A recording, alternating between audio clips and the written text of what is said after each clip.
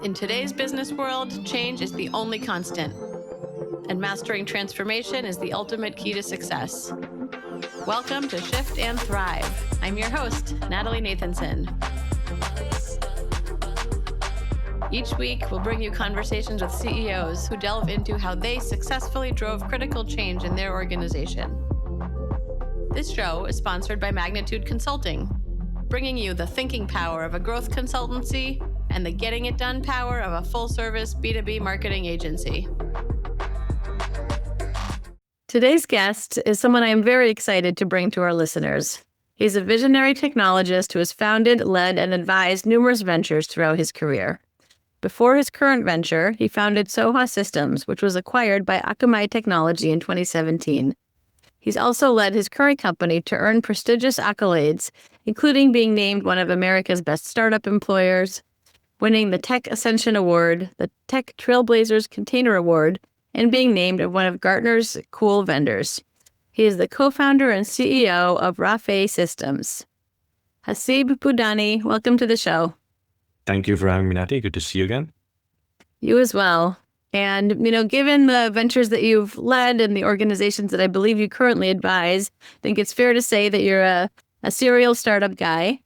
And I know that beyond your current primary venture, your work, you have built that based on a gap that you saw in the market. So I wanted to start by asking you, what was that opportunity that you saw? And then more importantly, how did you go about capitalizing on that? Rafay, the company that I work at presently, it is not a new startup. We've been doing this for some time, 7-ish years now. The core hypothesis that we started with remains true today. And the hypothesis has to do with essentially the consumption of compute. Different words have been used to describe that idea over the 7 years. But fundamentally, the goal has always been, if somebody needs to deploy infrastructure and consume it for the purpose of sort of running applications on it, how do you make it simpler and simpler and simpler? The number of locations where you deploy applications could be one or many. The type of location where you deploy applications could be different: clouds, private data centers, edges, etc. But it should be easy. And back in 2018, 2019, when we were thinking about this problem, it was surprising to us that actually it's really hard to deploy infrastructure seamlessly and then deploy applications seamlessly on top. And the fun part is it's still a reasonably unsolved problem. When we started working on this company, there was this technology called Kubernetes, which is now sort of a substrate that every enterprise uses at this point. That was the new thing at the time. So it's definitely, a lot of focus was on Kubernetes, and now there's a lot of focus on AI, but fundamentally the problem is the same. It should be so much easier than it is right now for people to write code, deploy it, consume the infrastructure they need to deploy it, do their jobs. And we are on a mission to make it easier and easier. We've made significant strides to that end. We've found, like you said, a very specific gap where we have built a niche for the company. And that niche allowed us to make money in the more general purpose enterprise Kubernetes management space. And now over the last year or so, same product, same everything is allowing us to make a pretty significant dent in the AI infrastructure consumption problem that exists today. Yeah. I'm interested to hear on the go-to-market side. You just talked about kind of how the market has evolved and kind of now with AI over the past year. Can you talk about kind of what that's meant for your go-to-market, any changes that you've put in place, anything like that you're working through? Yeah, definitely. So when we were focused on the Kubernetes management market solely, so presently we sort of run two go-to-markets essentially, right? So we have a team that very much focuses on enterprise customers. We have a lot of happy customers that continue to grow, and we want to continue to maintain them and bring more on. And then separately, we have essentially neo clouds who are deploying GPUs. Same effective problem, the customer is different. So these are people who are buying hardware, and then they want to sell it in some fashion to downstream customers for AI use cases. So slightly different use cases.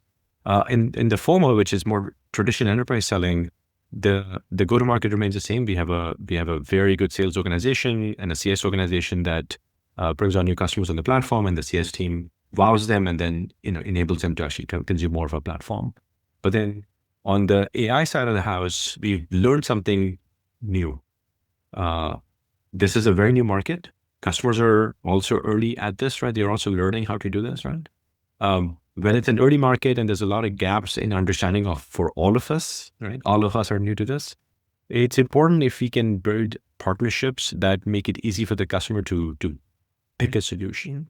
So we've been blessed to work closely with some folks at NVIDIA. We've published a reference architecture with NVIDIA to that end. We work very closely with the Accenture. We have a teaming agreement with Accenture in place globally. We have worked very closely with OEMs such as Dell. And when we can sort of come to the table to a customer with, all of these sort of backings, right? So, hey, here's an RA with NVIDIA. Here's our friends at Accenture, and here's why they support us. Here's all these deals already done with Dell globally. The customer gets a lot of confidence, right? So being able to do these ecosystem sales or, community sales, if you will, right? Multiple people coming together to solve a problem, particularly in an early market, is very, very good, right? So definitely that investment has worked really, really well for us. In fact, we're applying those same ideas now to our ongoing traditional business, which, by the way, is 90% of our business is Kubernetes management. And finding that, being able to work with the large SIs, being able to work with, OEM partners is also solving a problem and faster for our customers. But definitely, there's been a significant sort of, growth in our own growth team. To that end, partners have become more important to us than they were earlier. And that's also a function of our company, right? We're a small company growing, not enough proof points. Why would a large partner, want to spend time with us? But now we have enough large customers, right? So now that we have enough credibility for these large partners to engage, and they are. Yeah. And, I believe these kind of ecosystem community sales will only continue to grow as part of kind of the role that they play in the go-to-market. I think, it's easy to kind of enter a situation and not have the trust or the confidence or not trust what you're seeing kind of digitally, just in the way that, products and services are bought and sold. I'm curious to hear for your organization, like what that's meant for the different elements of your go-to-market, like sales, marketing, customer success. Are there different kind of skills, different motions, different mindsets that you have either brought into the organization or have kind of expected or needed your team to evolve along with? Yeah, there's a few things we've done that are, sort of prima facie probably surprising, but they seem to make sense now that we've already, done them and they're in place for a while now. So, like as one example, when we track deals, right? So one of the questions I asked the sellers on our pipeline deals is, okay, well, it's great that you're working on this deal, but who's the OEM partner? Who's the SI? Who's the implementation partner? Well, what devices are they using? What GPU, CPU, LPU, et cetera, they're using? So this is a new class of questions, and this drives us to the reason why we ask this is we're trying to tell the seller, you need to go figure out who's the implementation partner, who's the actual SI. You need to meet these people. Who's the OEM who's selling the hardware here? Because if you can actually make sure that all of those people who are part of the value chain, right, delivering an end-to-end solution to the customer, if they're clear on the value that we deliver, right, it only makes the whole sort of picture simpler to sort of, for the customer to understand. Right? We all have to work together to solve a customer problem. So in many early startups, not because you don't know what to do, it's purely because you're early. What happens is you don't have the opportunity to work with these large partners. Right? So then what happens is you have a larger burden on you. So the customers, let's say, already made some decisions. I bought this and I bought this and I bought this. You now have to explain to the customer how you work with all of them, how you don't sort of interfere with any of the decisions they've made. You're not going to overlap with anything else. It's the burden is on you. But if you already have these relationships in place and you can kind of come together into a deal, or your OEM partner is actually telling the customer, yeah, we work with these guys in all these other deals, yeah, good to go, right? So that really helps. All of us have to grow to it. That won't happen on day one. It's just not possible. we have to first earn the right for them to pay attention, and then they pay attention, and then you have to invest with them. You have to help them understand why it matters. The burden is always on the smaller company. But if you take that on, if you understand why investments are being made in the way they're being made, it really pays off. And the end result of this is sales cycles shrink significantly. I'll give you one example. In our more traditional Kubernetes management sales, when we do POCs, they take time. Customers try a bunch of things out. And the reason why they try that is because they have tried other Kubernetes management platforms in the past, and they've been disappointed, right? So they don't want to be disappointed again. So what they're going to do is they're going to try everything, right? So now that's going to take time, right? It's not going to happen in a day or a week. It could take a month and a half, 2 months. And it's a massive investment for them. It's a massive investment for us. But if, as an example, NVIDIA says, hey, we like these guys. We worked with them on N number of deals. They made this and this customer successful. We already have an RA with them. Confidence, right? The bar just went, dropped because, this more important partner, the most important partner told them, yes, these guys are good to go. Or if Accenture is saying, hey, we have seen them now in large enterprises deploying their Kubernetes management solution. They already work with Freddie Mac. They already work with the Customs and Border Patrol. We're already there. We're watching them do this. Immediate credibility. Right? These are the things that matter. And this is my focus right now, right? How do I make sure every single deal, there's 2 partners at a minimum attached? So I'm coaching the sales team to do this to the extent that I can. And on top of that, the other thing we've done, which is different, right? We could be a software company. We could sell software and we can say, here's some software, here's some support, here's some documentation. How many people will adopt our solution if we do that? I don't know. Not 100%. Because this is complicated stuff, right? It takes time, right? And people are busy. Sometimes they may not have the right expertise in-house to kind of do it. So how will we help them? So what we did was we invested in a small team that really plugs in with the customer, right? So all of us have CS organizations, right? That's not a surprising thing. We used to call them support. Now we call them CS. But in that organization, we've added these people who, for lack of a better phrase, essentially do service delivery. Now, obviously, we're not a services company. We don't charge for none of these. This is not money we make, right? But for us to help the customer think through a project plan, you signed a deal today. You want to be in production in 2 months. Here are all the things that need to happen in the next 2 months for you to get there. And we're going to help you track it. We're going to help you deliver. Now, you're not going to pay us for this. It's fine because we are a product company. This is not where we make money, but being able to help the customer make these decisions and think about the 55 different places where they have to integrate all these systems so that they have the right answer. We've done this enough times. We know exactly what needs to happen. We give you the roadmap. And not only will we give you the roadmap, we'll be with you for the first few months. So my expectation of the team is the first 3 months, we're just going to be there. We're going to stand there with them all day long. Because if you do that, everybody wins. The customer's happy because they have something working. We actually get an expansion significantly faster, right? So it's a great investment, but it's an odd investment. Why are you guys doing service delivery? We're not doing service delivery. We are helping our customers go to production. This is a very important investment that I will tell you I did not realize was important 4 years ago, 5 years ago. Never thought about it before. I wish I had.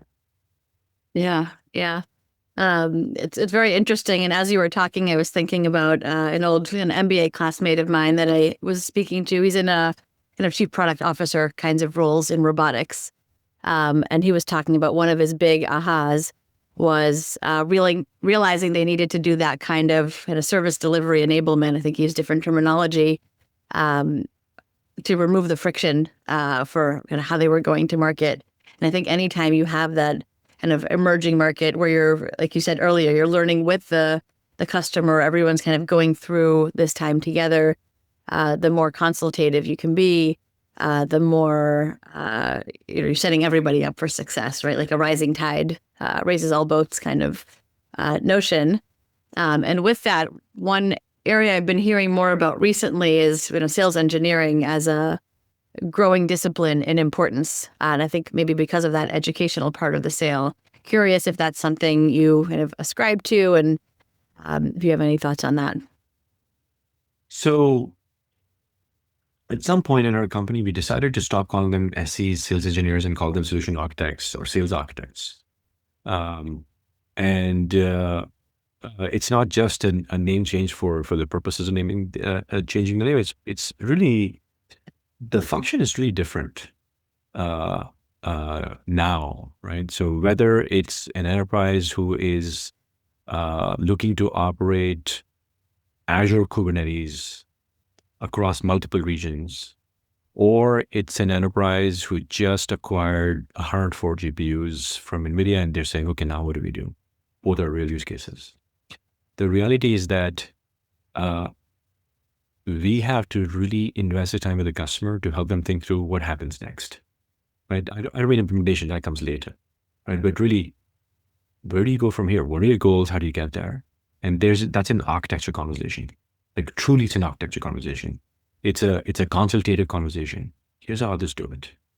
The number one use case in the market is X right now. We know, we have enough customers. I can tell you what the number one use case is for these things. And that is a job that, so it's really hard to find people for that job. So they have to be sort of very, they have to have incredible bedside manner.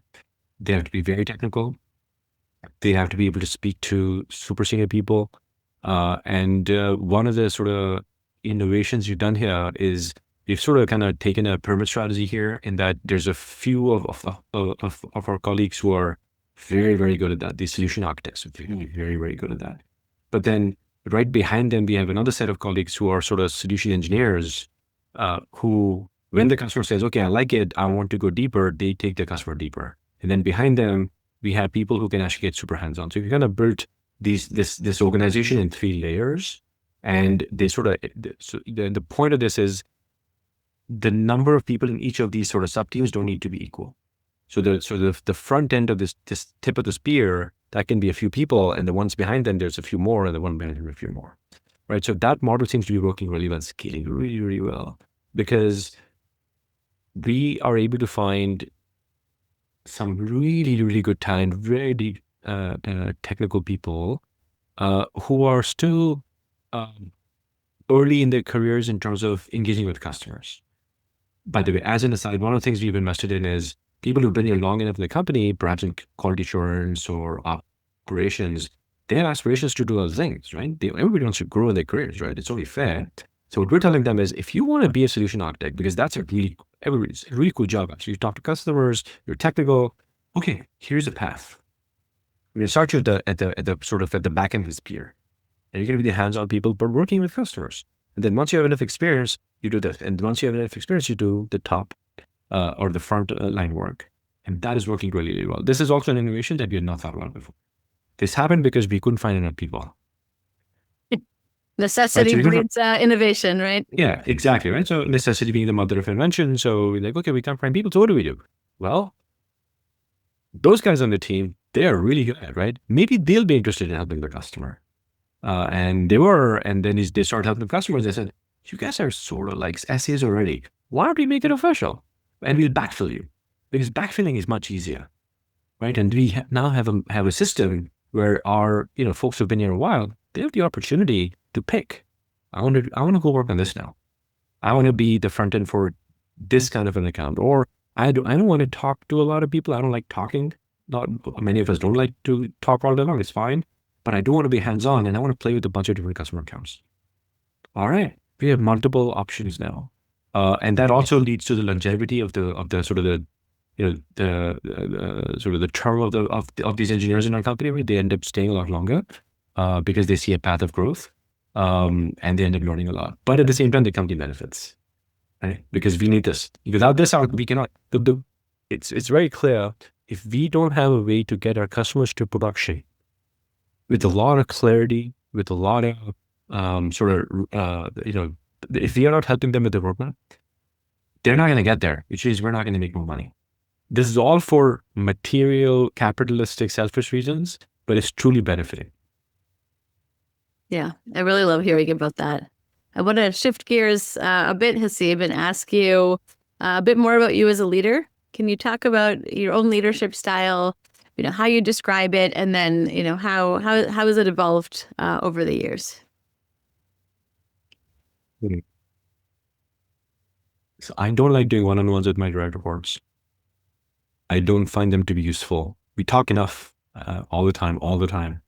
So I prefer meetings that are topical versus let's have a meeting. People are too busy. Everybody wants fewer meetings. So why would I create one more meeting for people? I do a bunch of sort of skip level or multi-skip level meetings because people want to tell me things and they don't want to tell me things in bigger settings. So I'll do a bunch of those. So I have a bunch of calendared meetings with various people across the organization, once every month, once every 6 weeks. I talk to a bunch of different people across the organization. And I find that to be valuable because they do have strong opinions about things. Sometimes they see things that a few of us absolutely miss, right? So it's kind of refreshing sometimes that they point something out, like, oh, I never thought about that. And these are things that I don't know, I've learned over time. And this is also one of those necessity and invention things, because if you're working hard enough, you just don't have time, right? So the standard is, well, you must have one-on-ones and you must book a bunch of these things. And I travel a lot. I'll be in some other time zone. I mean, I'm not going to be available. So then this becomes a very interesting way to engage. So I'll be in an Uber in some city and I'll do my calls with my team saying, what happened with this? What about the topical meetings? But then the regular meetings that I have with the skip levels, I never miss those. Doesn't matter where I am. 2 a.m, 4 a.m, airport, whatever. Not going to miss them because they're the ones running the company, right? They need to know that, other than the fact that I'm on a plane, I'm always going to be there to talk to them. Some of my guys who will listen to this, they will probably slack me and they say, but you moved that one meeting the other day. Yes, because I was on a 16-hour flight. But other than that, I don't miss them. These are things that I've learned over the years by kind of also experimenting, but also talking to some very senior people, right? So the way I learn is I talk to people who are 4, 5, 6, 7 years ahead relative to where I am in my job. Right? Somebody's perhaps running a public company, somebody's running a multi-$100 million revenue startup, et cetera, et cetera. And I look at what do they do and how is that different from what I do, and can I apply those ideas to my own shop? Some I can, some I cannot. But the only way I learn is by asking. The minute I stop asking or learning, it's not going to be a good thing. Right. Curious to hear a little bit more about that, because I very much ascribe to kind of learning from peers and what are people doing in other industries. Where do you go for those sources, and what do you do that's more kind of opportunistic versus more kind of planful and deliberate? Sort of my friends network is a bunch of people who have similar backgrounds, right? So a bunch of guys and gals who are working on some startup or some very senior person in some large organization. And I don't know how this has happened, but in the sort of the majority group that I hang out with, I'm sort of on the younger side. So the average age in that group is probably 8 to 10 years older than me. So then naturally there are people who have a lot more experience than me, right? So I spend a lot of time talking to them. I tell them what's going on. I mean, there's folks in my immediate group who have amazing experience, and I'm trying to decide if I should name any of them. Perhaps I shouldn't, but these are public company CEOs or very, very successful startup CEOs who've done this multiple times, and they're on the third one, fourth one, fifth one. And they've seen it all. And so, and they make time. That's about, they make time. If I tell them, hey, I need 30 minutes. I've done this enough times. 10 p.m. I'll text this one special gentleman who doesn't live very far from me. I need 30 minutes. Just come. And by the time I get there, there's tea ready, and now we're going to have a conversation, and I learn.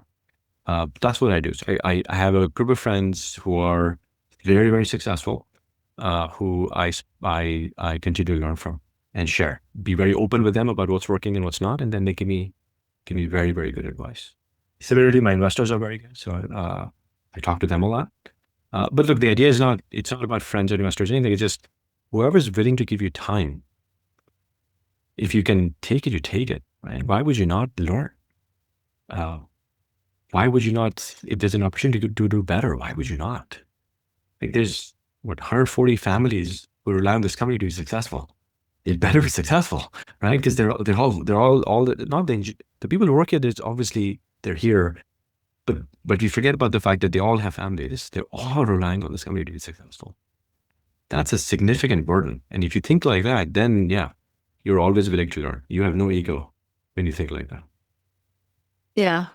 It makes me think of just the decision-making process in general, right? Because when you're faced with kind of key decisions in the business, kind of high-stakes decisions, that is when you want to really make sure you're making kind of the right decision, or at least getting kind of all of the inputs from kind of people internally and your peer networks around you.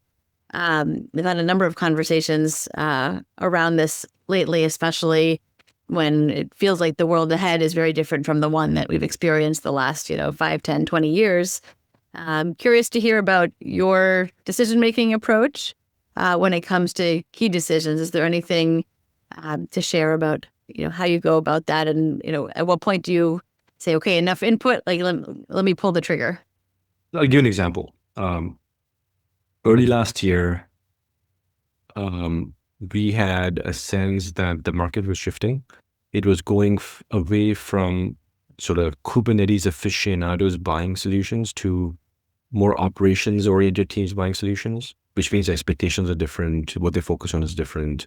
They're going to see this as an engine, not the car, right? It just needs to work, if you will, right? Versus, how shiny is it, right? So that's going to change a lot of things. And while that was going on, we saw this AI thing coming, but we didn't exactly know what our role would be in this space. So what do we do? How do we figure this out? So 2 options, right? Or maybe 3. One of them is do nothing. That's an option. The other one is let's go do a bunch of research and we're going to come back and form an opinion and do something about it. So that's the majority opinion. That's what most people do. Let's go talk to a bunch of customers. Let's do a bunch of research. And that's a reasonable way to do it. Or you could say, I have a hypothesis. We know our customer base. Let's just go build something really small. Like just a demo. Not sure to be.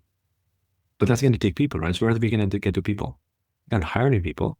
We're going to make a bet. We're going to take a few people off the current projects they're going to say. So we have to get approval for that for sure. And you have to explain to them why this is an important investment. And if it doesn't work, you put a timeline. If it doesn't work, it's okay. Let's go back to normal. It's fine. No worries. And then you try. And then you show it to people if they give you negative feedback, which is normal. And then you fix it. And then they give you slightly better feedback. And then you go to more people. You say, but this is really working. Let's take more people. Let's take more people.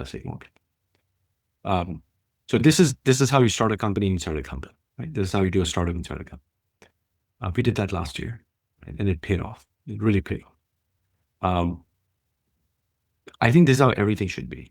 Start small, don't overthink it. If it doesn't work, have very clear timelines in your head, walk away. But if it works, you have to have a plan a priori. If it works, this is how I'm going to invest. Everybody should be clear on this. The team should be clear, investors should be clear, your customers should be clear. They shouldn't be confused either, right? Why are you doing this? Here's why. It's going to help you. And we did this last year at our company. We started with very little information, very, very little information.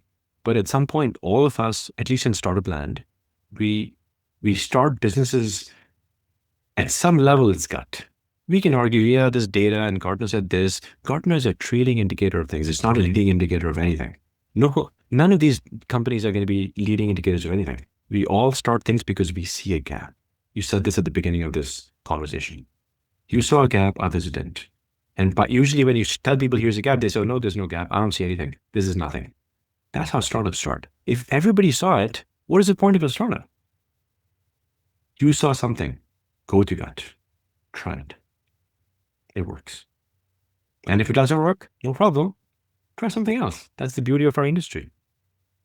That's true. I really love the way you describe that approach, and it sounds so simple when you articulate that. Obviously, in the motions, not everything is simple, and lots of kind of micro decisions to make in that. I was listening on a podcast recently. They were talking about kind of foresight and how to kind of build that discipline into your organization. And it is the combination of like trusting the experience that you've had in your field, having that good pulse on what else is happening, but then ultimately like needing to place some of those bets, like some of those hypotheses. So that really resonates with me. Yeah. And these are not, these are reasonably educated bets, right? You have some very smart people, like you said, they understand the market, they understand the customers, they see the trends. So they're not just, this is not a wet finger in the air thing, right? This is well thought through arguments, but they get presented as gut because the data is not there. The data is here, it's not on paper, and the data comes after the fact. But it does, right? That's why there's so many startups. It's all somebody's notion that the world should be slightly different. Hey, this is Natalie, your Shift and Thrive host. After chatting with lots of CEOs, one thing is crystal clear. Leveling up your company means having a killer go-to-market strategy. That's what my crew at Magnitude Consulting does every day. If you're trying to step up your marketing game, whether it's strategizing, accelerating your pipeline, expanding into new markets, or getting into AI and automation, let's talk. No pitch, no pressure, just good conversation. Visit shiftandthrivepodcast.com/Natalie to schedule a time. Can't wait to connect. I would love to shift gears a bit and just learn a little bit more about you and your background. So can you tell me a little bit about, who were you as a child? Do you always know you'd go into an entrepreneurship and technology? Tell me a bit more about yourself. I did not know I was going to be an engineer. I did not know I was going to be an entrepreneur. Till the end of high school, I thought I was going to be an accountant. So nothing to do with any of the things I'm working on. After high school, I took a gap year. And in that time, I tried a bunch of things out. And that's when I decided, maybe accounting is not for me. Maybe I'll do something different. The question was, what? Medicine seemed really hard because you got to learn a lot of things, at least memorize a lot of things. So maybe not that. And I had a bunch of friends who were applying to sort of CS engineering programs. Okay, that seems straightforward, right? Math is not that hard. Physics is not that hard. Let's go to that. So I started applying. Even the SAT, I took sort of last minute. I never prepared for it. Never took any classes. A bunch of friends were taking the SAT. I grew up in Pakistan. I moved here for undergrad. So I grew up in another country. Just sort of showed up. I got good grades. And there was a friend of ours who was a year ahead of us, and he had applied to a school called USC. I'd never been to the US. I don't know where this is. I was like, USC is pretty good. You should apply. So, okay, I'll add it to that list. And they gave me a scholarship, and we showed up. It just sort of happened. Don't tell my kids. But it sort of happened. Things work out. Things work out. If there's an opportunity, you take it. And that's sort of what I've learned now. Some things, some doors open, you walk through. And it ends up being pretty good. Right? I remember the conversation with this one friend of mine who was like, yeah, all these kids in our class are taking SATs. We should do that too. Like, okay, all right. How much does that cost? $160. Okay, I got to talk to my dad about that. And I just took it. And then these other kids were taking SAT 2s, so ACTs, I guess, whatever. So yeah, literally everything just sort of happened. I was never going to be in this industry, but I've enjoyed it. I've really, really enjoyed it. I'm very, very blessed and happy that, I took that gap year and got bored and decided to do other things, and turned out that I like this whole other thing. But even on entrepreneurship, never planned it. Many of us who come from Pakistan or India, we come from sort of middle-class families. We have sort of a service mentality, right? The idea is you get a job. You could work it 30 years. Like this is, blue-collar thinking from the 60s and 70s in the US, right? Same idea back home. You get a job, you work there for 20, 30 years. If you work in a company for a year and a half or 2 years and then leave, they'd be like, what happened? Why would you do that? Where's your loyalty? No. This is how we were trained to think. But then you move to the US and you see a whole different world. This country changes your mind about, what it means to try new things. And if you have the opportunity and ability to try new things, you try it. And then the world opens up. Yeah, you just have to be a little brave, and it ends up being pretty awesome. I'm curious to hear, you talked about your kind of mindset or the culture around you growing up. How do you feel that has impacted kind of how you show up as a leader, as an entrepreneur? So most people from my background are like the more traditional as a salesperson, by the way, as a CEO, you end up being a salesperson, right? That's sort of part of the job, right? Oh, yes, for Think sure. about right? We all have to sell, right? That's part of the job. So the following I think about a lot, right? The traditional seller that you think about, right? Like when somebody pictures a salesperson, they think of sort of a football star from college or some track athlete, because they're the ones who end up being the best sales guys because they're the ones who are outgoing and yeah, a lot of them. That's a lot of them, right? But then there's people like us. We do it by necessity, out of necessity, I should say.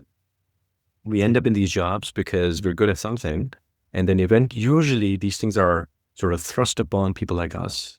And because you don't want to fail, right? You'll do anything to not fail. You do whatever you can, and you learn. You learn. Even today, yesterday I had a really important meeting with somebody, and I was telling him that, walking this meeting, I'm really nervous. But it's okay. You learn how to manage that. Well, you manage, it's all about this, right? You have clarity. I need to get this done. People are relying on me to get this done. I'm going to learn how to do better. And you just keep improving. And you become great at what I want to be great at. I'm a really good sales guy. Today, not 5 years ago, not 3 years ago. No, pretty good. You learn. Yeah, I think that's one of the things that keeps it so interesting, right? Whether it's running a business or entrepreneurship in general, is there's always more to learn.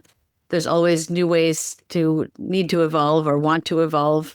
And I like that, what you mentioned about doing anything not to fail, because that does sound like a lot of other entrepreneurs that I know. And I think it's so important and goes back to that courage piece, right? When you're not giving yourself a chance to fail, you bring that courage and you're always looking for kind of a next path forward. I hope that continues to be the case. I pray God that doesn't change, but yes, that is the most important thing. And then you get lucky on top of that. Yes. I'm curious to ask you maybe a more introspective question, thinking about your career and maybe, as you started, what advice would you give your younger self in your first leadership role? So if you were sitting in the room with younger Haseeb, what would you tell yourself? We just talked about it. This is the most important thing. Many of my friends who start early in their career, work on these kinds of initiatives, start companies or whatever. I think that I see the following mistake made consistently. We're going to build a product and then we're going to hire a rock star sales leader and magic will. And unfortunately, magic doesn't happen, right? Most startups lose their first couple of CROs or head of sales, right? For this very reason, because there's this completely ridiculous expectation that some guy or gal who knows nothing about what you built comes from a whole other thing. Because they have sold something else in a whole different world, they will magically be able to apply policy, some process here. And I think people confuse causation and correlation when it comes to sales, right? So they think because this person was successful here, it must be because they were there. So then bring them here, and then magic will happen here. And they kind of apply this ridiculous sort of correlation chain, and then they say, why isn't it working? Maybe it's the product. No. The people who build it are the best people to explain why you should buy. The trick is to actually find a way to bottle the founder sale versus replace the founder sale. And I see my friends in the VC industry consistently make this mistake. You're already at 2 million. Let's hire a professional sales guy. Absolutely not. I've learned this now. I did not know this before. I have fallen into this trap twice now. No. Bottle the sale, not replace the sale. I wish I knew this 10 years ago. I really wish I knew this 10 years ago. Because what happens when this mistake is made in a startup, you end up losing time. You end up losing a year or 2 years of time, right? And time in a startup it's time, but it's money, right? You just wasted 20, 30 million, depending on how much you burn in, because you're trying to figure this out with the whole new organization, right? Don't do that, right? There's a better way to do this, sort of with some fits and spurts. Here at Rafay, we figured that out. Again, by the grace of God, it's working really well. Our sales business process is working incredibly well. But we found a very sort of cohesive, symbiotic way to do this, combining this notion of founder selling and professional selling versus replacing. And because we're doing sort of this together, the sellers are learning how to actually behave like founders. I see them pitch. Like I listen to a lot of first meetings. We record all of our calls. I listen to a lot of them. They're doing a great job because they're becoming storytellers. That's a distinction. The biggest distinction, in my opinion, is people who build the stuff, they know how to tell the story. Sellers don't do that. They come in and they talk about speeds and feeds, and I have these customers, and are better, and it's cheaper. My guys are telling stories. They're not talking features. If I can replicate that to 1,000 people, we're the most smart company in this industry. I think that's a great insight, Haseeb, and that is, that'll resonate with our listeners. So I think that's a wonderful place to wrap up our conversation.